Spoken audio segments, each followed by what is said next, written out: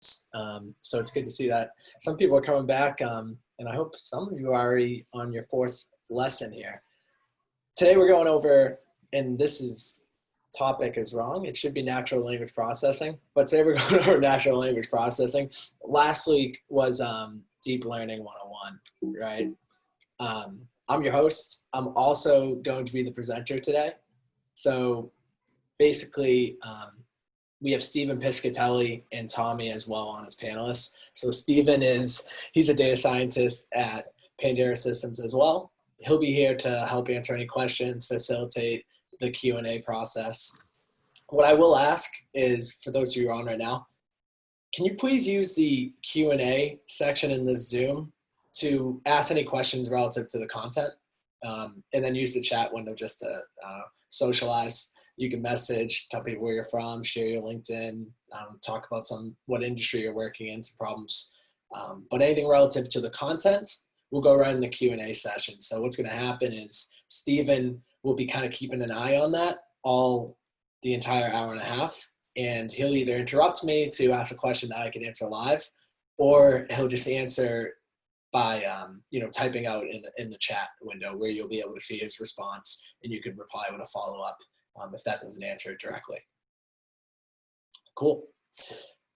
So once again, I'd like to thank all our sponsors who this is brought to by: Pandera Systems, Tab.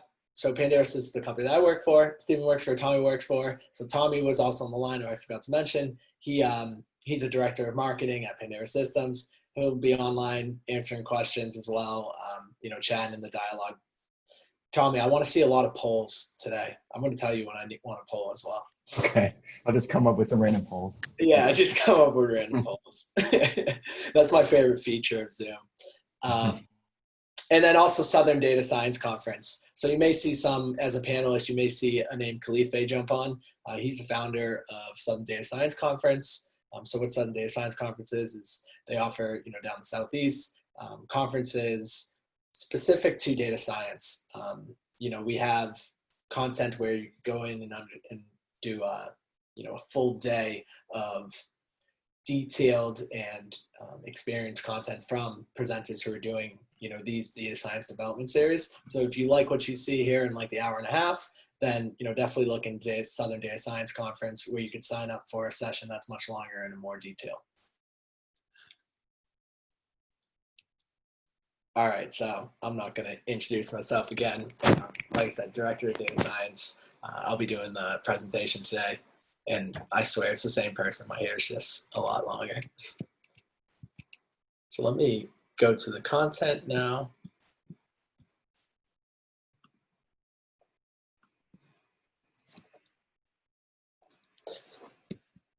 Great. So the content today, what we're doing, the focus, like I said, is natural language processing. What we're going to do is high level, just kind of talk about natural language processing, maybe a little history, maybe where it was come from, where it can be applied, techniques on how to apply it, and then I want to dive into how can we actually start developing, right? So how can we start going from potentially no knowledge at all to building a text classification model within an hour and a half here today.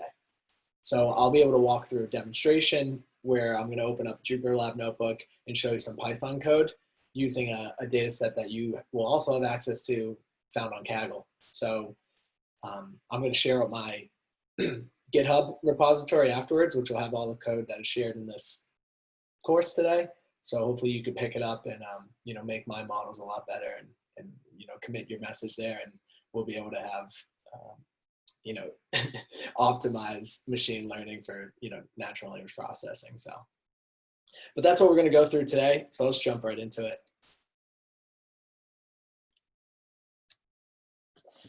So natural language processing, and I got to figure out how to get this Zoom window out of my way. Okay.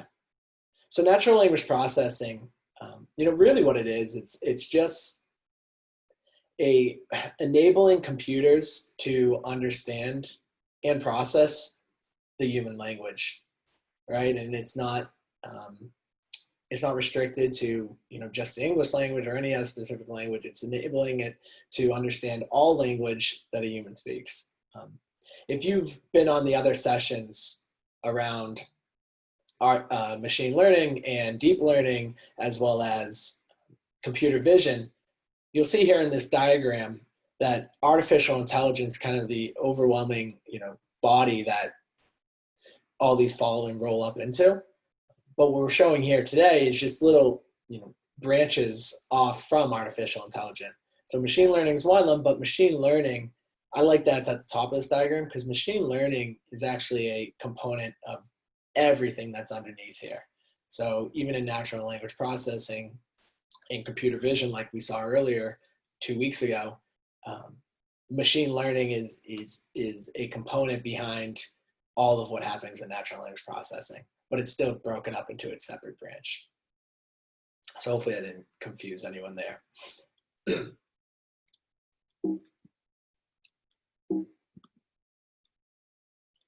So natural language processing, it's been around since the 60s. It's grown just like everything else with the explosion of machine learning and deep learning, and these artificial intelligence technologies has exploded because of our access to compute, our access to research, our access to being able to build these models that previously in the 60s we just couldn't do at that time because of compute issues. So as this has continued to grow, natural language processing continues to be a difficult problem, but they're making these massive leaps, as you probably know from some of the applications that you use today, like a Siri, which is speech to text, but it's based on backbone of natural language processing. Or when you try to, you probably notice that when you're working in Microsoft Word or Google Sheets, that the spell check is becoming a lot stronger, the grammar check's becoming a lot stronger. As these kind of everyday features you see seem to be improving, that's just because the natural language processing and the research community is continuing to make strides forward. And these leaps have been incredible the past couple of years. Why it's difficult though, and you'll see when you start doing some type of development, is, the natural language, or the human language, I should say, there's not many patterns to it, right? For one, it's ambiguous. So, I like the example below. John kissed my wife and so did Sam, right? Does this mean that Sam also kissed his wife, or did he kiss his wife, right? So it's ambiguous in the sense that there's no, a lot of times we're not directly saying in a statement what we're referring to contextually. And then also it's redundant, right? So we repeat ourselves a lot as a language, something that programs do. They're actually built and designed to be less redundant. Same thing with ambiguous. It's supposed to be unambiguous. And then also we typically tend to use, metaphors, sarcasm, in the sense where as a computer, how am I supposed to understand that, a person was being sarcastic, right? So it's difficult to get to a point now where we are, where we have enough training data on sarcasm versus, literalness versus ambiguous versus unambiguous, to the point where these type of technologies are getting to a level of comprehension where they can now fully understand our communication patterns. So that's why you'll see a lot of, I don't know, and I'll talk by one of them, a lot of stories where natural language projects have gone wrong, or, projects have failed. It's because it is difficult. It's very difficult, and it's definitely growing over time now. So how can these kind of practically be applied? And I think this is maybe a good start for a poll, Tommy, of, how the audience wants to, and the reason they're joining this meet is so that they could determine, how they want to start applying natural language process, whether in their personal life or in their, professional life. Some examples, right? And a lot of them you're going to be familiar with, but we'll start with sentiment analysis, right? So just predicting, not predicting, but actually identifying what the tone is of a text statement, right? So taking a customer review potentially and returning if the tone is positive or negative, or, somewhere in the middle. Grammar correction you see all the time. Speech to text, your chatbots, your Siris, your Alexas, any type of text classification, right? So you'll see this a lot of times in the workforce when they're trying to predict fraud, right? So you want to classify, let's say, an email as spam. That's going to be what a text classification model is. Machine translation, so Google Translate. Document summarization, so actually the technology exists today where I can receive a document. It could be a full book, for instance, and we could have the technology today to summarize and only return out the key components of that book, right? That's a little challenging. I'm not going to be able to demo that today, but. So I'm just going to go through a few examples. So one, again, this is sentiment analysis. So, this actual particular product that I'm showing here on the screen is MonkeyLearn. So they offer a sentiment tool, and they're a natural language processing SaaS product. But, this is just an example of how you can apply, right? So now it's just testing, personal text. You'll see this a lot in finance or somewhere where you want to do market research, and people will scan through Twitter and they want to capture the sentiment around certain tweets. So like in market analysis for finances, they want to see trends when people mention a ticker, right? And if you follow Twitter and you like to watch the stock market, you'll see that there's a unique way to post the stock ticker, and then what they'll do is you could mine the internet of Twitter. You can mine all of Twitter and then return the sentiment towards that ticker, right? And then that'll be able to give trends and insights to people who are on the trading floor. So that's an interesting use case for using sentiment analysis. Now, text summarization, which I kind of mentioned earlier, there's two different types, right? So the text summarization, where I said you could take the whole book and you could do a summary of what is the most important abstractive view of what that book is about, right? So there's two versions, like I said. Abstractive, which is where you actually are generating a written summary based on the words that you've identified in it and the actual contextually, what that, let's just say, source text is saying. So you see in the example there, number B, the source text saying Peter and Elizabeth took a taxi to attend the night party in the city. While in the party, Elizabeth collapsed and was rushed to the hospital.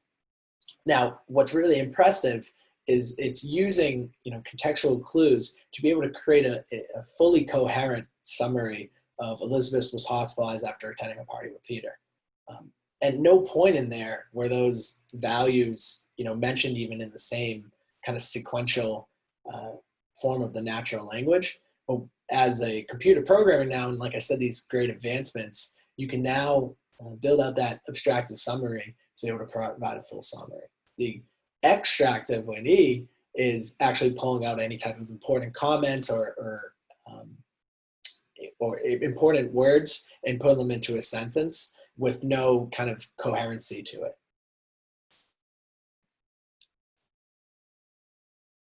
So machine translation, this one you probably see all the time if you just go on Google Translate, which is what we're showing here. This again this is natural language processing across multiple different languages. So it's the same core, kind of components that get built into building these. And I'll be able to share out actually an example of a blog that I like that shows how to build your own translation bot using some data that's available publicly to you. So I like this one. Something that we haven't talked about yet is search, or you'll also see it interchangeably with information retrieval. So search can be done in many ways. It can be done, based on keyword extraction, like you see here. I like this example because if you go on Amazon, which is what's showing here, you'll see that you could choose based on the mentions, right? And they'll break it down. You're going to hear me talk about the terms n-grams. So you can break it down by unigram or bigram. Unigram just means a single word. Bigram means, two phrases. You'll see based on the review, the product that you're, scrolling through and looking at the reviews, you'll see that the Amazon likes to break it down by unigram and bigram. So sometimes you'll see a two-phrase mention, as Amazon will put it. And this just allows you really just to do a keyword extraction. And if, this particular word is mentioned, you can return all the reviews. So this is great when you see a product that you like, but it's got 10,000 reviews, and all I really care about is the price, reviews on the price, or all I really care about is the battery length. So what they're doing here is they're just doing keyword extraction, but they're putting a weighted value, which is really just a statistical metric on how important these words are versus all the other words that are mentioned, right? So like if it was just a count of words based on keyword extraction, then you'll see a bunch of kind of these stop words like as reviews that are mentioned. But what Amazon's doing in the background here is they're really just taking a weighted, or they're just putting a statistic on, how important are these words to the overall document. And that's all natural language processing, which we'll be able to show you. And I think this may be the last one, but text classification also is a great use case, right? So you'll see text classification used a lot. Call center routing, right? So anytime that the text comes in, or email routing, or any type of kind of front-end customer service ticketing system, rather than having a subject line which identifies how to route to which department this should be for, like let's assume HR as an example. You could take in an input text, whether it's written through email, through chat, through over the phone, and it was transcribed over to message, and you could determine right away that, okay, this person is inquiring and their intent is about, for instance, human resources. So let's push this ticket or this particular caller over to human resources, right? So that's a good use case of where you see that in the workplace. This example, same thing with spam classification, fraud detection with text data. Like this is all falls under text classification. We also, another good example of this is, identifying a person's emotions. Maybe it's through their social media, right? So what we've worked on in the past is a project where we've ingested in Twitter data, and we built a text classification model to identify if, there was depressive language being spoken, if they were aggressive, right? And then you could identify trends over time, and maybe start really having an impact on, public health. So last one is just document understanding. And again, there's so many, if you really want to read about applications for, or ways to apply natural language processing, I could go on forever. It's a very, very interesting topic. I think a lot of people are interested because you're so accustomed to it in your day-to-day life. But here's another example where document understanding, and this is pretty cool because you can take contracts. So the lawyers or anyone in legal would love this because their job is literally just reading through contracts and trying to pull out key terms that they should be aware of. You'll see the same thing with like invoicing or contracts, business-to-business contracts, right? This allows document understanding, allows you to extract the important information out of it in a categorized manner, right? So you'll see the example here where anytime an organization is mentioned, right, whether it's your organization or the clients on this contract, for example, we have location values, we have time, we have money, we have any type of real like action, like I like this example, refuse to allow, right? What you really do is program, the computer in a sense to understand how to identify each of these 5 tags or 6 tags or so, right? And then for each one, it will pull out that information and it will allow you to, get a summarized view of the contract itself. So with that said, I guess I'll stop, Stephen, if there's any questions. Yeah, so John's asking, and this is a good question. In general, do we work with the cloud services for this type of things? Sorry, what was that? You cut out for a sec. So John Tardy's asking, do we typically with this type of work use like cloud services or, yeah. Yeah. It really depends on the size of the data set we're working with, but yeah, almost always I'd say. I would recommend moving to cloud services as much as possible. because it's so cheap now and it's easy to access. So yeah, absolutely. That's a good question though. Plus, a lot of the models that you'll see here are actually compute intensive. So anytime that you can, migrate your workloads over to the cloud, it's definitely going to be beneficial on your end. So with that, industries that this can be applied, we're thinking about legal, retail, healthcare, financial services, any type of travel industry and hospitality, marketing.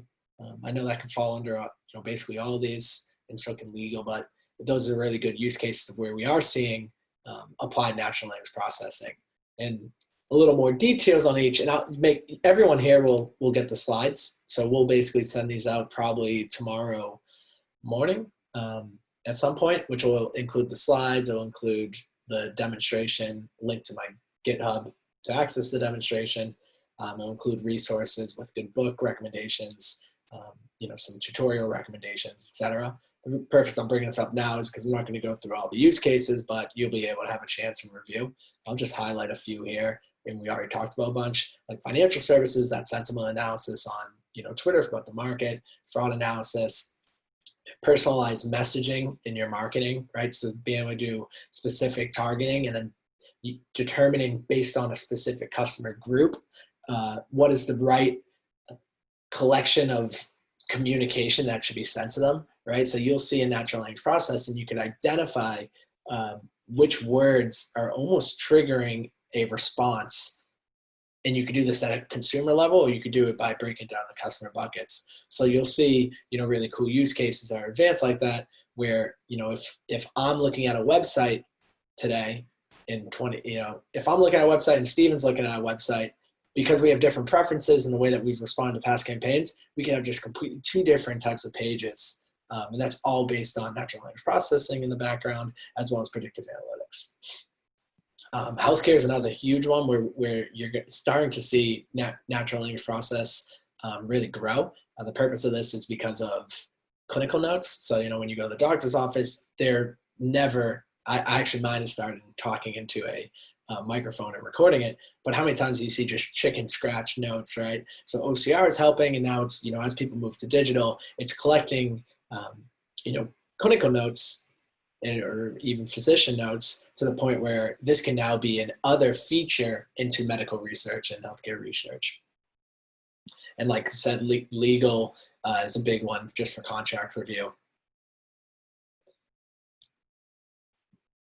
One thing I will say about the travel, hospitality, retail, and this kind of covers all of them, is using natural language process is just a quick win to identify, what are some customer complaints or, customer experience issues, whether it's, scanning the web for tweets about your organization, or going on like betterbusinessbureau.com and seeing, a couple thousand reviews on your business. You can actually pull out the reviews, and rather than having a person go through it very quickly, you can identify, topically what people are talking about, what is the sentiment towards it, and just the overall to gauge the performance level of whether it's your customer service team or the product that you're selling, right? And being able to quickly do research on your product itself.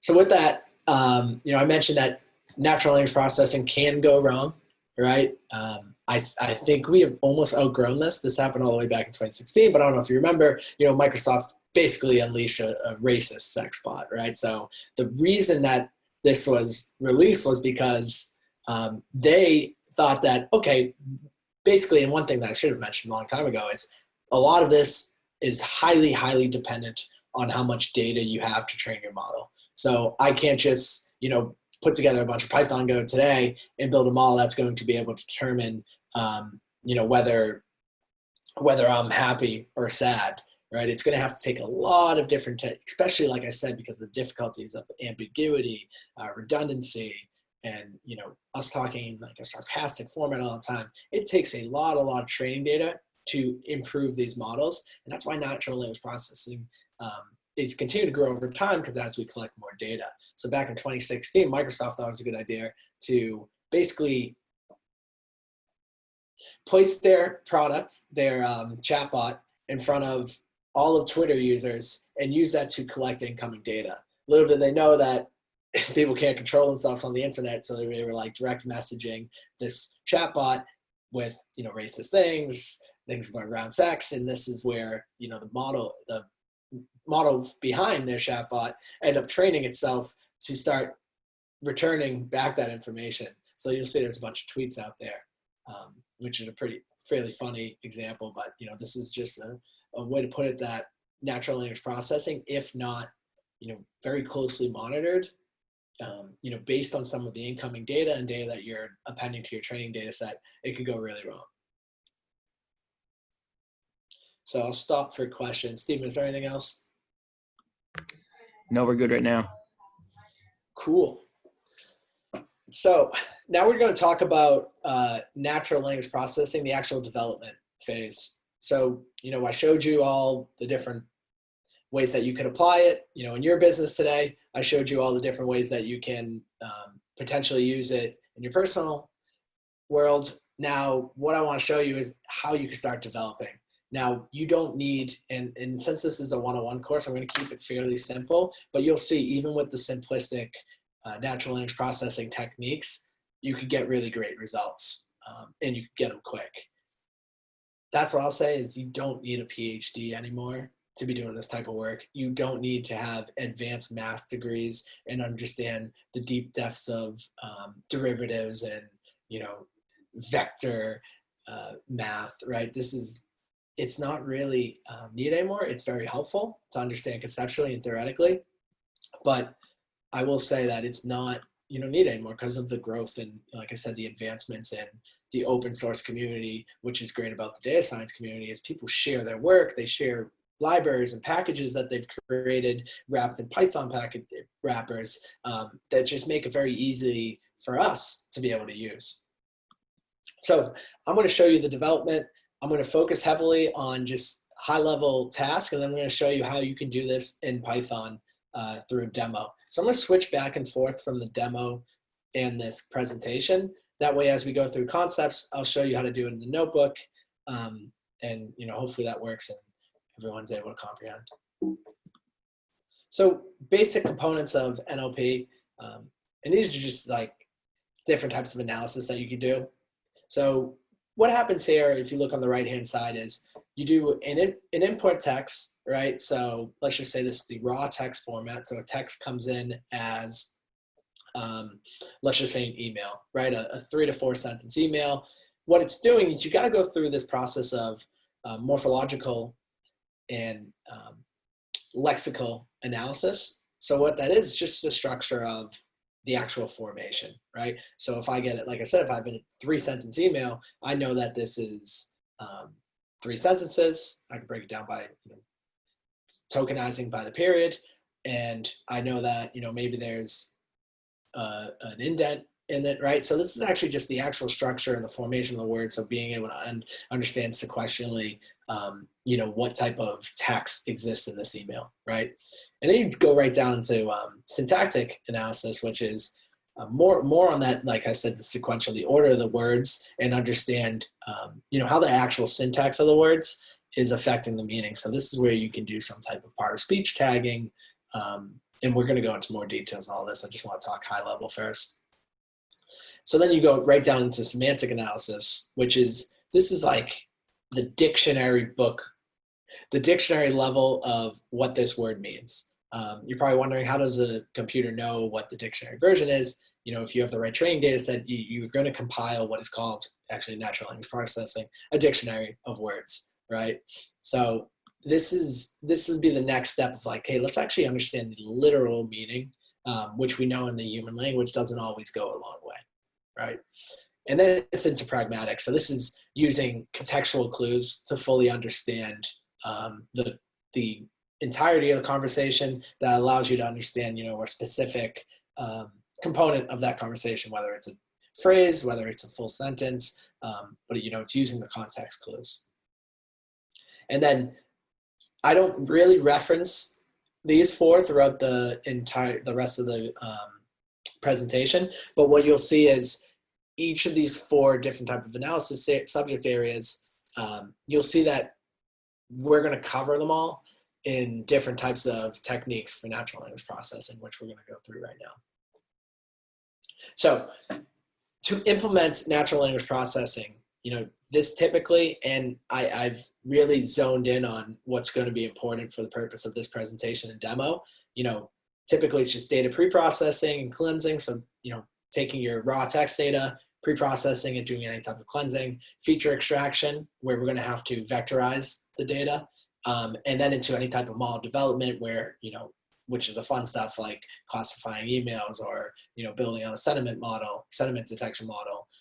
That would be that third phase. Outside of this, there's a lot more that has to go on. Typically I like to start all my projects with a very lengthy exploratory data analysis, right? So if I have a data set with, a bunch of text files and maybe some supplemental attributes, I'm going to go through the process of, fully understanding that data, understanding the relationships in the data, breaking down the text to be able to understand, what's the word count, right? And I'll show you a little bit of that. And then on the other end of the spectrum too, like once that model is developed and evaluated and you have a model that you think is, highly performant that you want to deploy into whether it's a work or, whatever the case may be, there's a lot more components that need to go into it, like continuous monitoring of the model, being able to identify, like I said, where that monitoring, where we don't have any of those problems where like Microsoft had back in 2016 with their chatbot, right? And also operationalizing the model itself too. So typically, and what you'll learn, and some of the things, and that's why I want to bring it up, because I went through all of college for data science and no one ever taught me how to put a model into production, right? And you got out of college and you go into the real world, and the first thing you're tasked to do is, oh, cool, you built a model, we have to actually use it, right? So what you'll see here is my model is going to be built in a notebook, but there's a massive, massive component of actually, operationalizing machine learning, which typically I'm like in shock that it's not, taught more in school, because that's a very important component as you go into your professional career. But I'm not going to show it here, so I guess I'm contradicting myself. Tools of the trade. So this is, for those of you who are Python users or R users, I just list out a few. Python, which is what I typically use. I did start my career years ago with R, so I'm familiar with the text mining and some of the open NLP packages, but Python is really where I do the core of my work. There's some packages that I'm listing out here, which is Spacey, NLTK, Jensen. These are like the top three, in my opinion, natural language processing packages. They're very easy to use. I'm going to show you NLTK in detail. I'd say if you're a beginner, start there. Definitely start with the demo that I'll show you, because it's very easy to pick up after the fact, and it's really easy to use. I'll show you. If you want a nice interface to do work, TextBlob is another package that's built on top of NLTK that allows you, maybe a prettier interface when you're programming. Java, I'm not a Java user. I had to look this one up. I just grabbed Stanford Core NLP. If anyone knows any good NLP packages, throw that in the chat window for Java.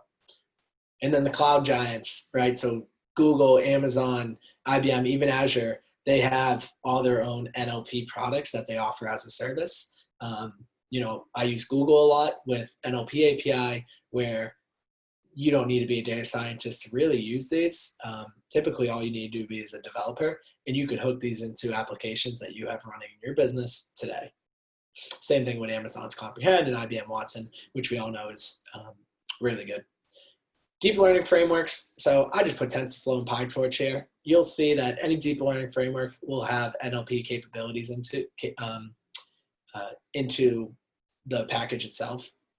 So deep learning, when we get to like word embeddings and kind of these deep vectorization to be able to understand contextually what a person is saying, like deep learning frameworks are actually going to be necessary. But for the purpose of what I want to show today, because I want to keep it light, is we're not going to really need any deep learning frameworks. So we'll get into, and this is where we kind of jump back, where we're going to be going back and forth with the demo that I prepared. So data pre-processing cleansing. If you remember, that's the first step of natural language processing, assuming that we've done some EDA. So what is pre-processing in NLP? Like I said, the text data is coming in unstructured in its raw format. So we have to remove, kind of the useless information that exists in the text data. So what that could be is removing out, punctuation that's unnecessary. It could be removing out plural forms of the words. It can be, getting rid of some of like the stems like ing, ed, taking out like past tense version of the words. It can be, actually pre-processing's part of it is we actually tokenize the data to be in that unigram or bigram tense, right? So pre-processing NLP is actually very, very important because we have to get the data from this unstructured, highly, let's call it noisy data set into a format where we only have what we need, right? So I don't need to know that a person said the word "the" 4 times in a sentence. So I'm going to remove that out of the data set, out of the raw text itself, right? And that's why it's the first step in natural language processing, is because you always have to take the raw text and convert it to a usable format that just gets rid of all that extra noise before we could even go into feature engineering, right? This is no difference than, any of the machine learning models that you're going to be familiar working with. You'll see in some of the other sessions that we had in this data science development series, you'll see that there was, machine learning where Jing, if you're on that call, she went through and she said pre-processing, right into feature engineering, right into model development. So it's no different. It's just with different type of data. But the core, steps of AI projects are all typically the same. So what does pre-processing cleansing methods look like? Like I said, there's tokenization. So it's actually splitting up your data. Let's say we have a paragraph, that's splitting it down into actual sentences. And then from sentences, you tokenize it down into words. So word tokenization, you can do that in the n-gram level, whether you want to do it a single word, you want to do it 2-word phrase, 3-word phrase, 4-word phrase, whatever you may choose to do it as it, impacts your problem. Stop word removal. So like I said, that's removing the these and the ahs and the that's, and I'll show you the list of stop word removals. There's, up to hundreds. And depending on your project, you may see that, the term, the term, let's say a fraud detection example or an email spam classification example. Let's say that just a typical term that your business uses a lot somehow got associated with spam. So you'll see that your model is drifting to the point where it keeps identifying this common term that your company uses as spam. Well, you might want to go in there and add to the stop word just to remove that out. That way it's not impacting the training of the model anymore, right? And that's a good example of why you want to always be on top of and maintaining and monitoring, any type of model that you put into production that's actively intaking new data and predicting on top of. Stemming and lemmatization. So this is stemming is, like I said, removing the suffix. So you strip out those suffixes like of the plural format and brings the word back in. I will say one of the issues that I see with stemming is it often is the case where you kind of just create words that aren't even in the dictionary. And I think the technology on stemming is still, trying to improve. But often the case is you kind of rip out, for instance, what's a good example of this in the English language, where if you have the plural form, it removes the word itself. It removes, like, I don't even know, I'll think of a good example when we get back to it. But lemmatization is grouping together like the inflected forms of the words to analyze them as a single word. And I'm going to show you examples of all of these right after this. Actually, we can even jump into it now. So let me open up the demo. So as part of this demo, really what we're going to do is I'm going to walk through the three phases that I mentioned, right? Model development, and then evaluation I broke down as a fifth. So data preprocessing, cleansing, feature extraction, model development. I'm going to first go through a quick exploratory data analysis just to show you what the data set is that we're working with. So what we're working with is it's a text classification problem where we're going to classify news articles into one of these 5 categories: business, entertainment, sports, politics, and technology. This data set it's a BBC News Network data set with all the articles, with the text of each article, and then also the category of what topic that article is in, right? So I'm going to use this data set to build a model that can predict with confidence one of these 5 categories on top of for new data that's coming in. Let me just grab some water. All right, so let's look at the data set. And I'm just going to go through and run a lot of the code here. Like I said, this will be provided to you guys after the fact. So this is just, importing packages for those who aren't familiar with Python, importing some of the packages that we're going to need. Pandas allows you to work with, CSV files, structured data. It's good for exploratory data analysis. Seaborn and Matplotlib are going to be tools that we're using to visualize and plot the data. So I already have, and I'm going to provide in my repository, I already have a data set sitting out in text classification data.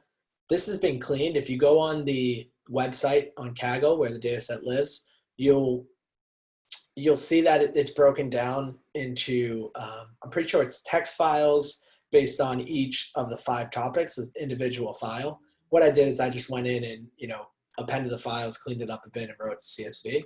So you should have a file there with about 2,000 or so records. So let me read that in. Like I said, there's going to be 2 columns, 2,225 article examples of articles. So if we just look high level, we're going to have a column for content and category.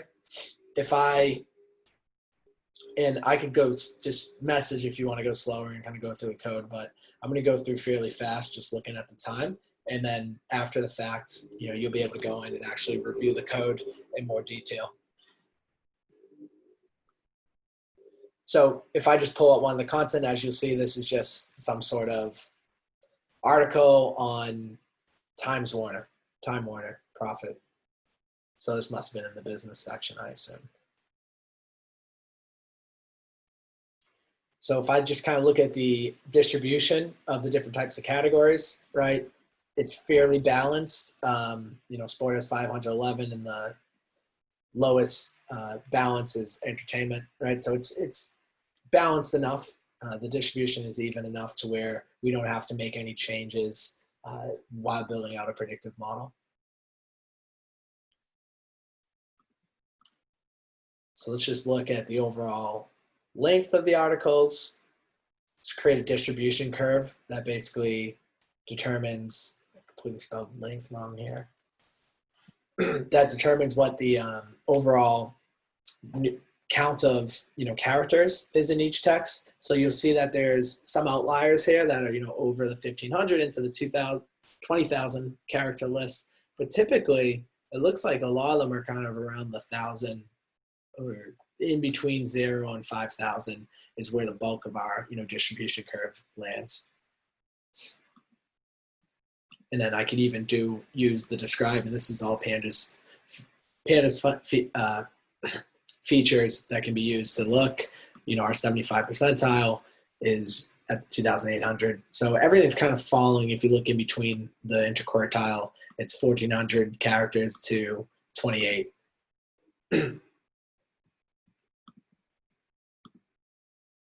And then this is just broken down by category of a box plot. So, that was just a quick and dirty exploratory data analysis. What we have a list of articles and the actual, classification where in a person has went through and said, this came out of, this is a business news article, or this is a politics news article. So now we'll just get into the data processing, pre-processing, and cleansing that we talked about. Like I said, we're going to start with text cleansing. We're going to go into splitting up the sentences from paragraphs and words, sentences. We're going to do stop word removal, stemming, and lemmatization. We're not going to go in that order, but I'll show you how it is. So NLTK, like I said, this is the package that we're going to showcase today, the library that we're going to showcase. So what we need to do here is we need to import some of the key functions, right? Stop words, which is a built-in library of common stop words that we should use, and I'll show you what that looks like. They have this WordNet lemmatizer, which is and a Porter stemmer, which are actually pre-built packages that identify for lemmatizer, for example, that identify the actual core word that needs to be brought back to, right? And I'll show you that as well. So first we'll start with I'm going to reference that raw data again, that ad sale, so we can look back at it. But first we'll start with just simple cleansing. So what you need to do, like I said, is we want to remove like any type of punctuation, some special characters. Here we're going to remove, these are just, if you're programming, you'll see this all the time, but this is just, kind of spaces in the file. This replaces some unrecognizable characters that can't get recognized in Unicode. But we're going to remove them just for the purpose of, demonstrating it. It actually doesn't impact it as much as one would think, because these are just text representation of what would be a space, an indent versus what would be, a special character. But to do this, we could simply just use out of the box .str and replace function. Same thing for our quote in the text.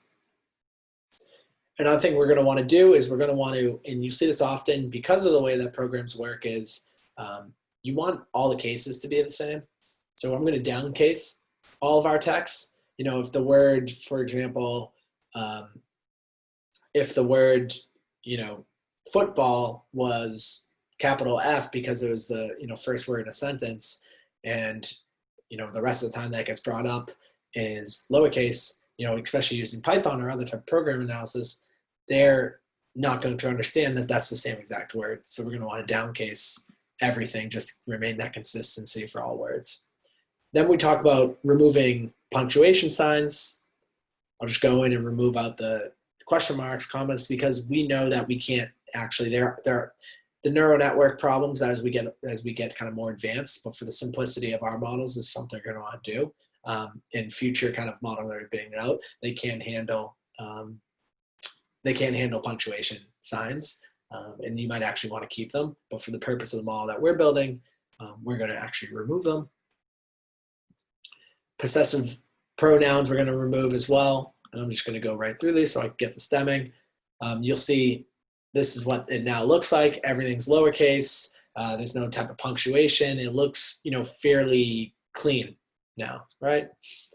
Stemming is, like I said, where we remove that prefix. What we have to do is, again, this Porter stemmer NLTK, and I'm really showing you how easy this work is with using some of the packages that are built. So what I'm doing here is I'm just taking the Porter stemmer and I'm creating a client, and then I'm showing you an example right now. So if I have example of words, right, where program's kind of the root word, like I said, you could do plural version of program, you can make them a program, or you could be a programming, you could be promers plural, right? If I use the stemming, right, I just create a loop here to loop through our list of different variations of program.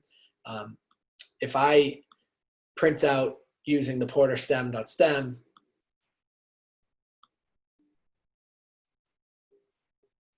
one second.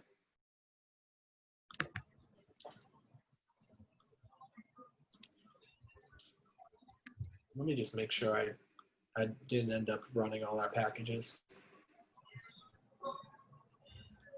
So when I run this example, you'll see that just based on this Porter stemmer, we were able to go down to the root of program for all four of our examples.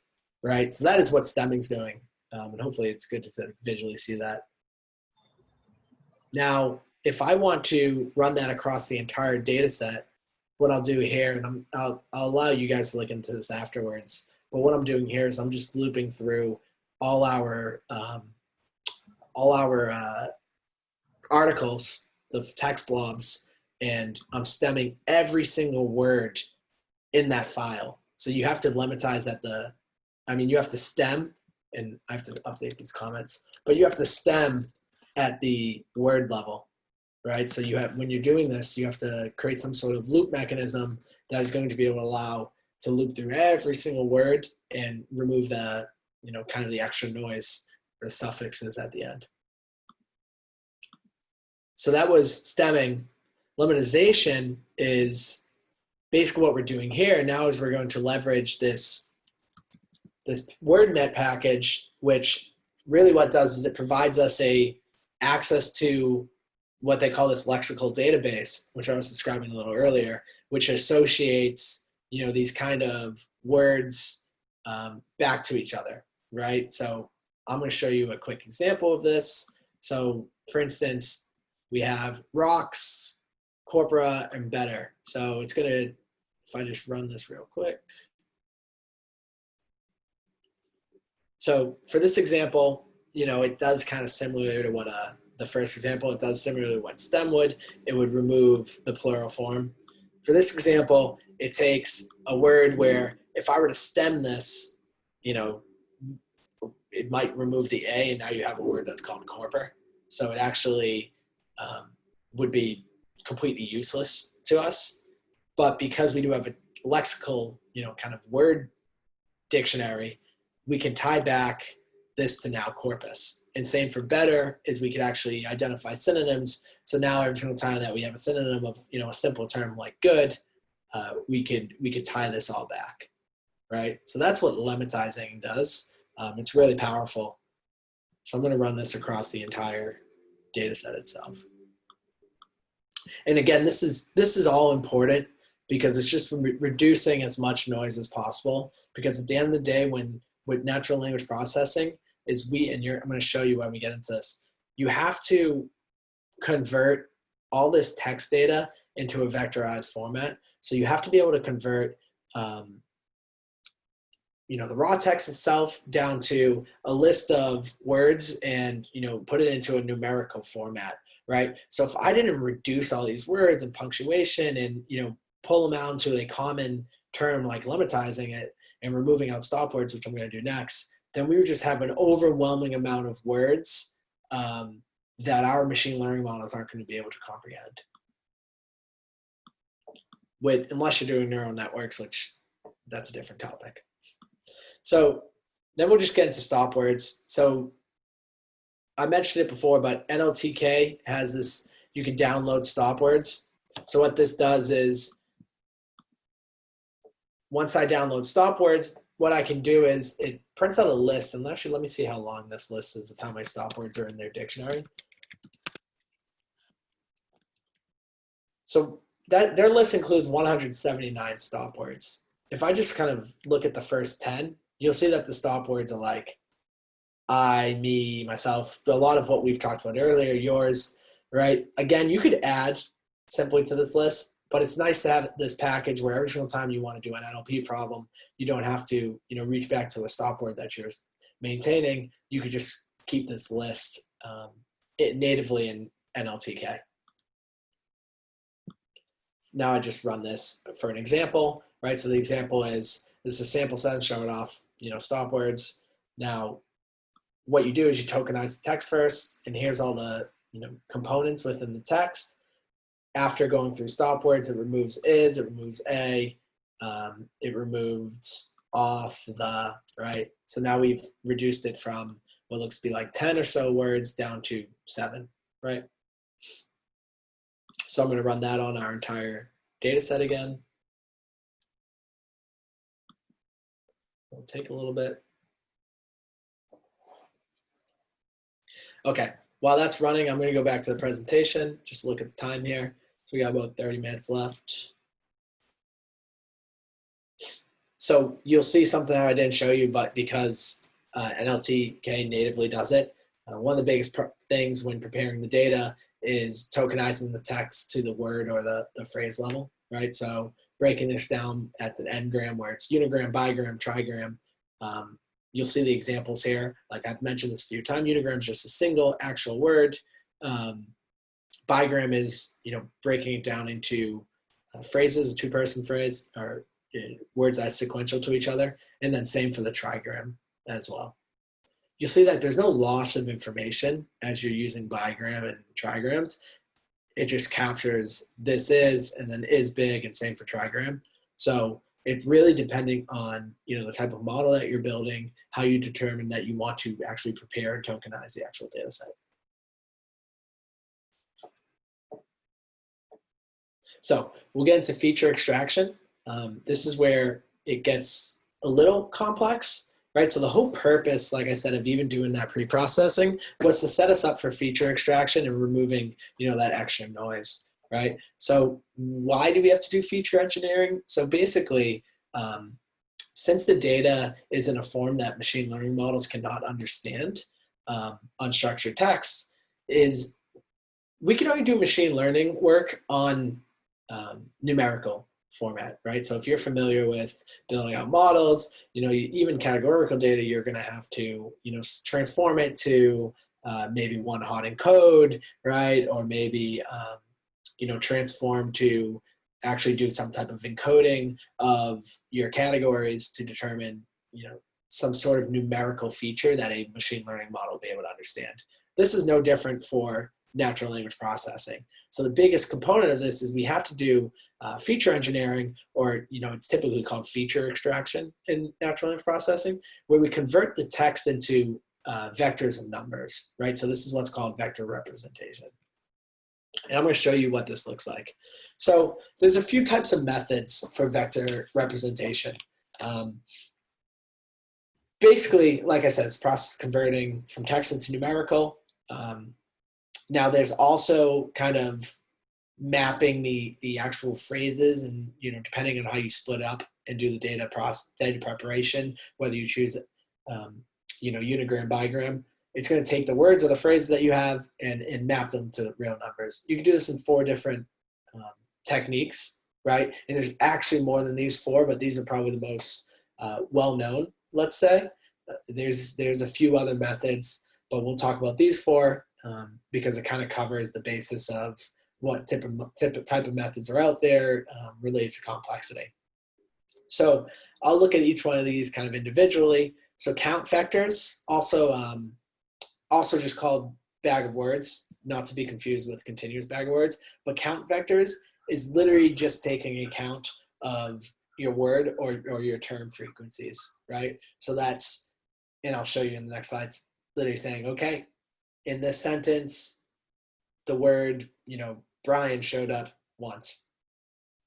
Next sentence, the word Brian showed up 0 times, right? So over the entire corpus set of your data, you're transforming, just actually counting how many times that word was mentioned in the sentence. Like I said, that's the easiest. It's very simple. This is what we call frequency-based feature extraction or vectorization. Now, that's a typo right there. It should be TF-IDF, but that stands for term frequency, inverse document frequency. So this is just a building on what is the count vectors, so actually taking the term frequencies, and it's actually evaluating the importance of that particular word in the document. So what's happening is if, the term, if I'll stick to the example of my own name, if Brian is in the entire corpus, if that shows up all the time in the corpus, let's say, 95% of the text examples say Brian, then that's not really that important, because it's over flooded, right? Everyone's mentioning Brian. It doesn't actually provide any predictive power to your machine learning modeling. So what it's doing is it's calculating that weight to allow you to determine, what is high value. So Brian, in that instance, would actually be a low number, closer to 0. Values with, higher are going to be more importance. right? So it's actually better to show up often in the corpus, but not often enough to remove its predictive power. So that's another frequency-based example. Like I said, that's just an additional step of term frequency. It's very simple math and statistics. So I'll show you those two examples, what those look like. But I do want to touch on continuous bag of words and skipgram. So continuous bag of words and skipgram, these are more difficult. They're prediction-based. They're actually neural networks. So what these are doing, these are what are called word embeddings. And really what it's doing is it's trying to predict the context. Continuous bag of words is trying to predict the context of a word. And then skipgram is like the exact opposite. It's trying to predict the surrounding words based on the word that you're giving. These two combined is actually what some of you on the conversation, you've probably heard the term word to vec. These two combined are actually combined to make word to vec, which is it's a concept, but Google has created an actual tool called word to vec, which I'll be able to kind of talk through a little more. So I'm going to show you count vectors in TF-IDF real quick, and then we'll get back into the demo. And I'll actually walk through word embeddings. So count vectors.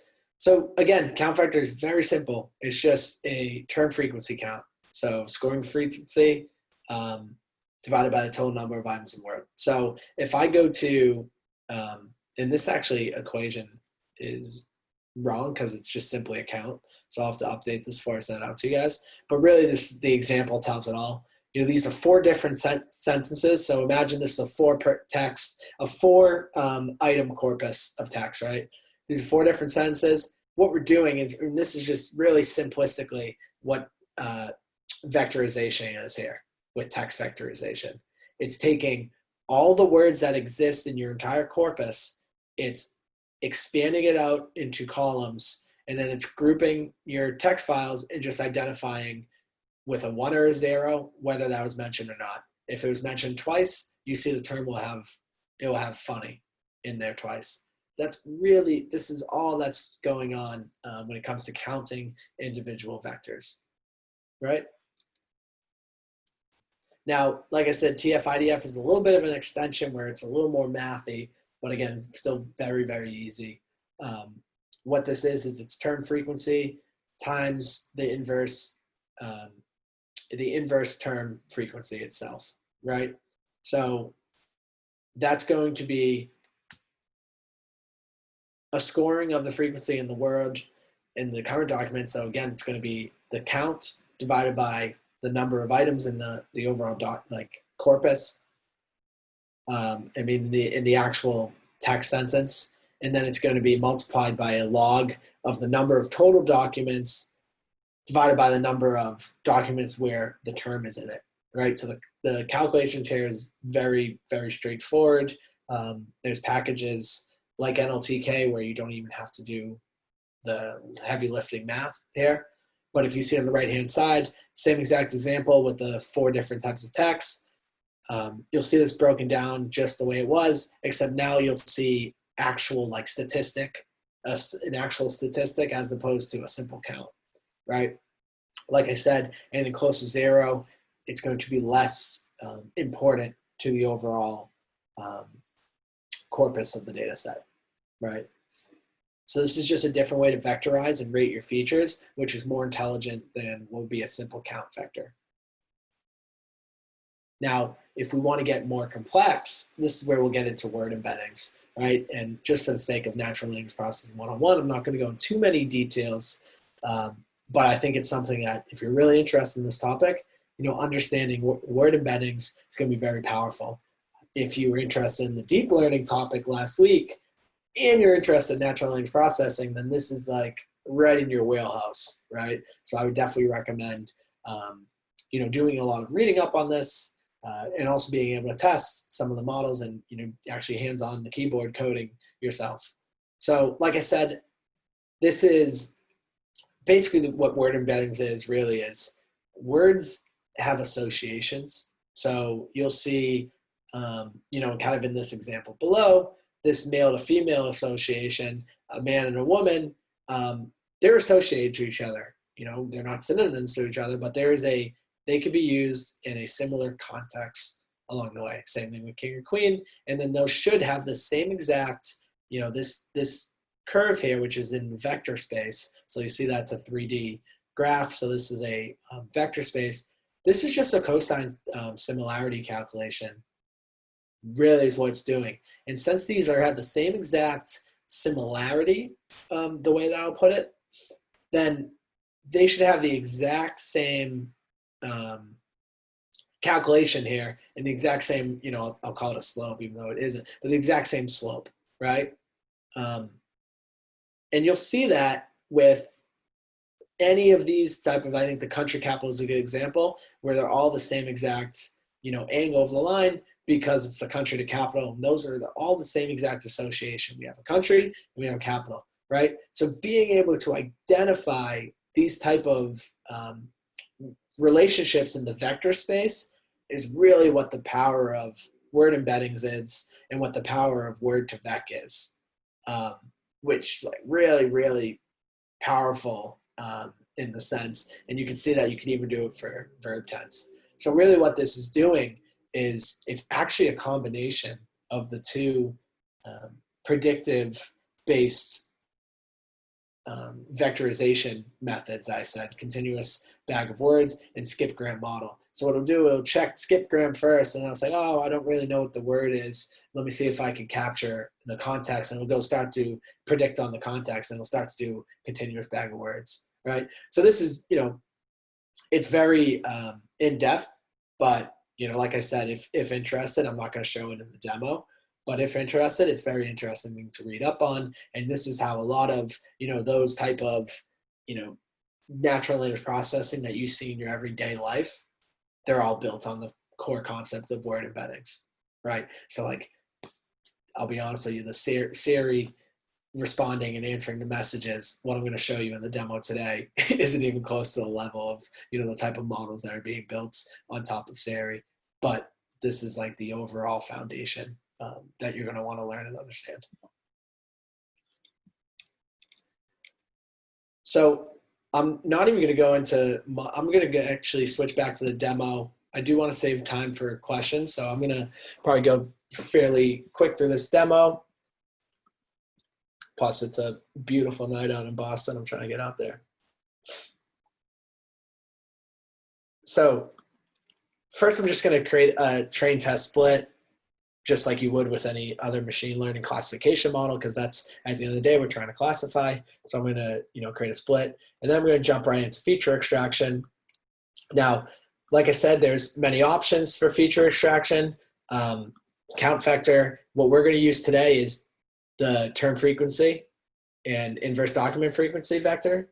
So, like I said, it's very easy. It's just calculating a statistic, but it's going to take our, our text that has been pre-processed, and it's going to vectorize that text, which is really all we need to do before we can start inputting this into machine learning models that you learned back on, day 1 of data science development series. You learned it during day, week 2 and week 3. So natural language processing at the end of the day is just doing a lot of work to process the data and convert to features to allow us to deploy the machine learning methods that we're all accustomed to, right? And that's why even if I go back to the model architecture, you'll see that there's no difference outside of once the data is tokenized, and let me just go to the type of algorithms.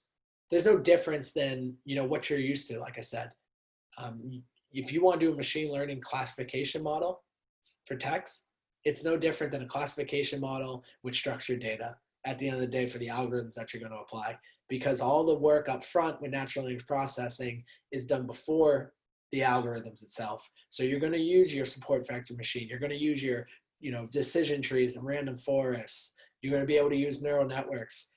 That doesn't change. So that's what's really cool about natural language processing, is because once you get past dealing with just text and making it in format, you can now use the machine learning that you're used to. But that comes with a caveat that it's really, really important, those steps that lead up to building out the model. far, probably even just as important as feature engineering is with machine learning, but it's really important to get it right here. So I'm going to show you how to do TF-IDF vectors, and then we'll just jump into model development, and then we should have plenty of time for questions. I'll show you a little bit about sentiment analysis just to show off, but let's get into it. So scikit-learn, again, this is, scikit-learn offers TF-ID. NLTK does as well. I'm just going to show kind of new packages. So I'm going to import these viz. This we don't need. This I'm going to delete for now. So basically what I'm doing here is I'm using the out-of-the-box package here, and I have a link for you to be able to access, and you can look at the different type of parameters and what the default values are. But within TF-IDF Vectorizer, again, is what I'm going to do is I'm going to create a client here based on the parameters that I'm putting in. You'll see that I have in the n-gram range, again, this is UTF-8, in the n-gram range, what this is I'm going from 1 all the way to 2, which just tells me that I'm doing a unigram to bigram range. If I did 1 to 3, it would be a unigram to trigram range, but all I care about for the purpose of the model that I'm developing is unigrams and bigrams. I don't care about stop words because I already pre-processed with stop words, but you'll see like there's a lot of overlapping functionalities in some of the packages here. Again, I already pre-processed lowercase. I could have had, this nice package do it for me, but I did it, up above in the pre-processing steps. This maxDF is basically saying if the document frequency is, higher than 10, then you could ignore these type of terms.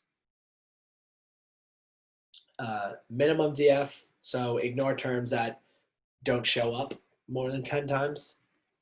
And then max features. So max features is really important, and this is going to be dependent on how big of the problem you're working on, how variable your data set is in terms of text. So you really have to understand the data set. But what this does is this tells me that I can only consider 300 n-grams and bigrams and unigrams in my modeling as my feature set into my machine learning model. So if I go back to right here in this example, that means that I can only have 300, columns, which basically just telling me I can only have 300 terms that are either unigram or bigram that will be included in this processing. So it will, cut it off based on the terms that aren't used, right, and aren't going to be impacting the model at all. Okay, and then norm level, so L2 is just a sum of squares vectors. So it's basically just the for cosine similarity calculation. Okay, so I'll run this. And then what I'll do is I'll take this, client that was created here, and I'm going to use it to transform my training data set and also my test data set because I already split it up. And this is the X test. So this is the, without any of the categories. Okay. Now, this is pretty cool because you can run a chi-squared test that allows you to see which unigrams and bigrams are most correlated to each other. And I can break this down by category just by creating it in a loop. So I'll run this. And basically, this tells me that in the business category, a lot of the terms that are being used in business is like OPEC, Eurozone, and you'll see like Eurozone here, they cut off, and this is because of the stemming. Like I said, stemming can the way that stemming works, it kind of creates these words that are, and that's why I don't like using stemming a lot in my modeling because I'll try to use linearization, but I just want to show you is it will just take Eurozone and rip out that E suffix, and now I have a word that is just, it's not even a word, right? But I know that what happens there. So if I look at entertainment, you'll see dancer, and if I even go to the, bigrams, this is Robin Williams. I know that again, stemming, removing words. But if I look at the bigrams in the business category, it's foreign firm, retail sale, right? So you'll see that these words are actually correlated and it makes sense, right? So now I know that after going through and building out a TF-IDF vectorization and just really just doing all that's happening here is a simple count in a sense of across each category. I know that just high level that, okay, we're on the right page where these seem to make sense. Guitarist under entertainment and, referendum under politics, refugee, right? Like this it adds up. So now I know that I have a feature set that I can start building an actual model on. And again, to reiterate, this is no different than, your machine learning development today. The features are coming in. Typically you're going to have a wider data set, so you might want to, make changes based on that. But again, it's not a massive, natural language processing. You have to use different type of algorithms or, anything along those lines. You're using what you're accustomed to. So for this purpose of the demo, I'm just doing a quick development with SVM. So I'll use support vector machine. For those not aware of support vector machine, it's just a common unsupervised learning tactic for classification problems. I think this is going to be great for our news article. Again, I didn't do much research into. I didn't do any type of. I wouldn't agree of this approach. I think anytime you do machine learning, don't just choose a single algorithm and sit with it. There's thousands of different algorithms to choose from. And then there's even like a core 10 that are very easy where, it's kind of out of the box, can use scikit-learn or can use other type of, packages in Python to just do experimentation to see which one is best for this task at hand. And the task being, predicting, classifying a news article. For the purpose of this demo, I'm just using a single version and I'm not even really doing any type of, hyperparameter tuning either. I'm just choosing and changing a little bit of the default parameters. And you'll see in the performance of it, it's not the best. So parameter selection, again, I'm using scikit-learn, so I'm importing a lot of these packages. And then what I'll do is I'll take the result. I mean, you can look on the documentation online, and you should be able to see all the parameters, description of it, as well as kind of the defaults. But I could print out the default parameters here, right? So just based on some of the default parameters, I am going to make a few changes. Like I did is I changed our gamma back up to 10. I change the kernel to poly from linear, right? So it's really just kind of using some of the default features and then making a few changes to the parameters. Again, you could probably use a grid search where you can, identify some hyperparameter tuning and then, searching across the grid and then comparing the performance. That's stuff that was taught in the machine learning topic as well as the deep learning. So that's a possibility, but I will just kind of do it just to show you functionally what this is. So now that I have my model parameters assigned, I can train a model. All I'm doing is I'm fitting the model to the training data set that we created. And then also the, combining in the actual labels to allow the training to happen. Now that the model's created, I can predict on my test data set. And now that I have predict on test data set, I can actually check out some of the core metrics. I'm just going to look at accuracy first. As you'll see, I'm 57% accurate. That is not good from an accuracy standpoint. It's not terrible, but it's not great. If I look at a classification report, I will be able to see that kind of with all 5 categories, what is my precision and my recall and F1 score across those. So precision for those who might be new to machine learning, precision is basically every single time that I predicted business, how many times was I accurate, right? So right away, 38% tells me that we predicted business a lot.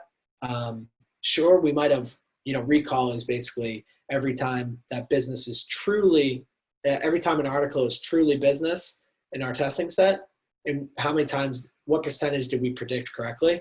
So this tells me that, yeah, sure, we predicted a lot of business cases, but that means we predicted business way too much relative to the rest of the data set. So we have a lot of true negatives out there. F1 score is just a combination of precision and recall. It's a good metric to use for classification projects. So if I look at my confusion matrix, just like we thought, business is being predicted, far more than the other cases. And that's really what's causing our accuracy to be down. So what I would do is next step is I would look into what type of parameters I could change, if there's other type of algorithms that I could use that are going to yield different results. And then I'll also look into some of the terms that I have that are correlated to business, right? And see if those terms are overlapping to entertainment. Like we might find that, there's core terms that are overlapping in business across all 5 options. So I want to add those to my stop words, right? And that will be my next step. I built this model the other day, and if I were to continue working on it, that's, ideally what I would do next. So if I just want to look at what, just a few examples, just so people can kind of visually see, I'm just running this code real quick. Some of my misclassified examples. So for this example, the actual category was technology. We predicted business. This is a hacker to Apple's iTunes threat, right? So this is what I would do. I would look in and I see the terms Apple being tossed around. I see the term, let me see, something that might insinuate business. Security, like there's terms in here of actually talking about businesses in the technology phase that might indicate, whether or not this should be like a business news article, and that's why we're predicting, right? So there might be the case where we need to remove certain keywords out of there, if after we go through hyperparameter tuning and if we test out different types of algorithms that we're still not seeing a performance lift, then we should go back to our original pre-processing and feature engineering, right? So that's just the overall process of data science. And that's, I think, where we get the term science from, is it's all about experimentation. Like, I don't know right now, if I wish I knew the answer of exactly why, we're only having a 57% accurate model right now. The only way I'm going to be able to find the answer is be able to research, be able to go through experiments, and really put on that lab coat, right? So I put down here homework for everyone. Help me make this model better. Like I said, there's a few options I would. I'm going to share out my repository, and I'll actually open up access for people if they do want to, pull down the repository and, open up their own branch and commit code to. I'll be able to review, and I'll merge any type of model improvement that you see here. So with that is the end of my presentation. I have a list of resources here that I'm going to include out. It's like, it's data sets that can be used, all found on Kaggle. It's any type of courses. So these are going to be links to NLP specific courses in Udemy and DataCamp. I have options for books. I have some blogs that are going to be good reads. If you're really interested in this topic, which I think you should be, then this is a good set of resources for you. With that, I think we have 5 minutes or so for questions. Stephen, I don't see any in there. Yeah, I've been trying to answer some of them, but I think you do too good of a job. Did I lose everyone? I thought I'd try to keep it interesting for you guys. Cool. Well, if there's no open questions, then I'll let everyone get on with their night. I appreciate it. So basically, we have there's a Slack channel if you're not already involved in it. We'll send over a list of the list of the resources that were used today. I'll send over this deck. I'll send over the video recording that Tommy has, and we'll be able to send over my GitHub repository as well that has the demonstration. So what we'll say is definitely keep an eye out for that. I'll send also a link to the Slack channel. There's a question in the chat. How do we present these findings from a UI perspective? Oh, that's a good question. So I typically, a text classification, what I would do is I would take the results of our model and I would just input the results in a structured format into some sort of data warehouse or a data repository that allows you to do reporting on it. For the text classification example, what I would do is I would have, if we're classifying live data, and let's just say we receive 100 articles a day, I would have a live stream in real time predicting on the data set. And then you could create a dashboard as long as if you're pushing your results out to the data set. Let's just say it's a database. Now, if you have a live stream reporting to that dashboard, then you should be able to do live UI reporting as well and some business intelligence tool. You can also monitor your performance using business intelligence tool as well. So that's what I would do. I actually find it very awesome to be able to do natural language processing and then take the actual raw text and then model results and put them side by side. We see that a lot with our clients. Cool. All right. Well, with that. There's some more questions popping in. You opened up that bag of worms, so there's some questions. You want to pop open the questions? I can't open the Q&A on my computer. Brian, one question quickly. They wanted to hear a little bit about the outcome of the sentiment analysis. Oh, they want to look at sentiment? Yeah, maybe just give them a quick peek. Yeah, I'll show. Actually, this is a good example for UI too. I have a UI example here. Good thing you stopped me down. So sentiment analysis, I just wanted to show you. So the tool I'm using here, so this is Jupyter Lab, which is just Jupyter Embed Notebooks and Jupyter. But what this is this all on AI platform and Google Cloud. So what I'm showing you here in sentiment analysis is quickly, I'm going to be able to show using Google Cloud's natural language processing API. So this is just so super simple, and that's why I wanted to show you guys. So I'm going to import a few packages. Right here, you'll see that this is a Google Cloud library. All you have to do is import the language library.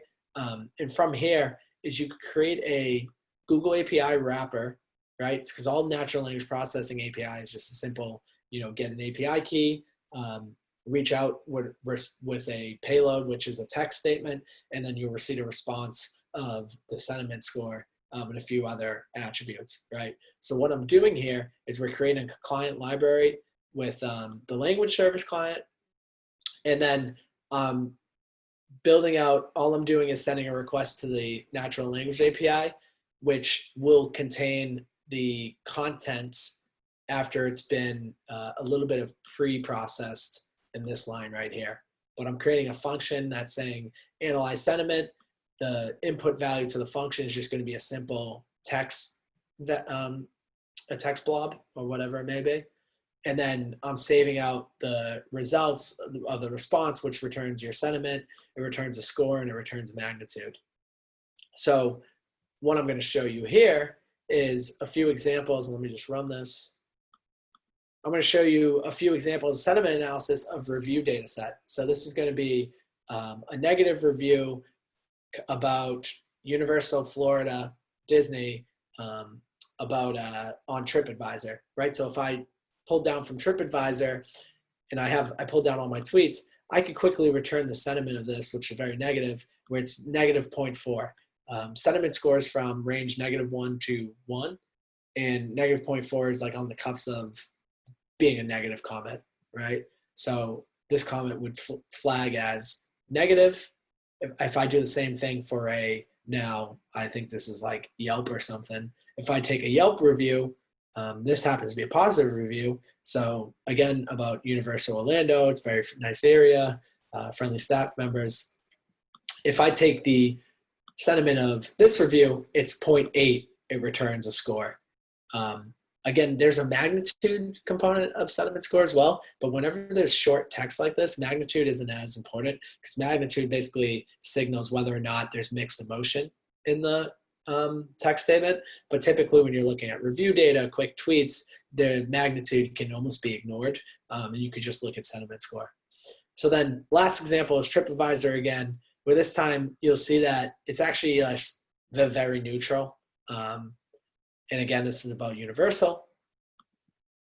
So if I run the sentiment analysis function that we've created for that neutral comment, then that returns out sentiment score, near 0, -0.1. So we will now, flag this down as neutral. Now, a UI component of this, what it can look like is, and we do this for, sorry, one sec. So this is just taking sentiment insights into your, whether it's your social or whether it's on, customer review sites. From here, I could do, if I did text classification, just like we did with the news articles, I know that I have, a bunch of nearly 3 million comments on social that are about the rides, and it's almost mostly positive, right? Green being positive. Right, so this is just a quick insight to hey, where's their problems? Most people are mad about the tickets, right? Is it the ticket line? Is it the ticket price? That's something as a business analyst I can now look into and capture insights from my company, which previously I didn't have, right? And this is just simply by scanning maybe Twitter or following Facebook and being able to capture out the sentiment and the topics of what people are talking about. And this right here is all natural language processing. So with that, is there any other important questions that maybe we'd want to go over for Stephen?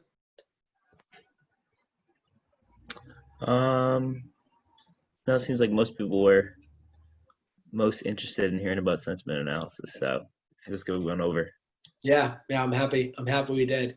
Like I said, I'm going to share out all this content. I do appreciate it. I hope everyone enjoyed it, and I hope you learned something. With that, everyone have a good night, and we'll see you next week for search and relevancy next Wednesday, 5:30. All right, everyone. Thanks, Brian.